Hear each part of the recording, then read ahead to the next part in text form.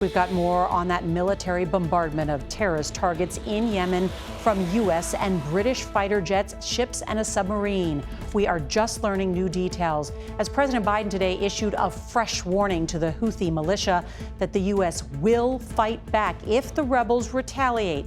The president tonight clearly trying to contain what is now an escalating regional conflict. It is exactly what many had feared as the worst outcome, as we are now nearly 100 days since Hamas attacked Israel. CBS's Charlie D'Agata reports tonight from Tel Aviv. Repeated ultimatums gave way to military action overnight as F-18 fighter jets and support aircraft led the way in a bombing campaign against Iranian-backed Houthi militants, including the use of U.S. warships and a submarine. British Typhoon fighters took off from bases in Cyprus, covering a distance so long they needed refueling aircraft.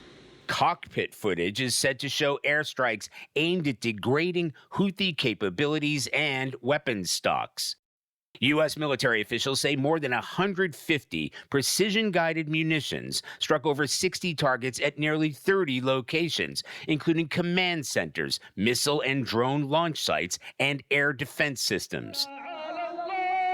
Today in Yemen, thousands of demonstrators turned out in the capital, burning U.S. flags and chanting, "God is great, death to America, death to Israel." Houthi leaders have already said American aggression will not go unpunished and that attacks in the Red Sea will continue.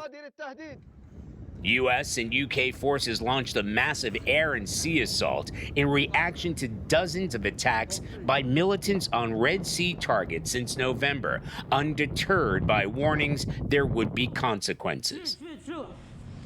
And the U.S. government has confirmed that Iranian forces themselves seized an oil tanker off the coast of Oman, carrying U.S.-sanctioned crude oil, raising tensions even further between American forces and adversaries in the region, setting the stage for more confrontations to come.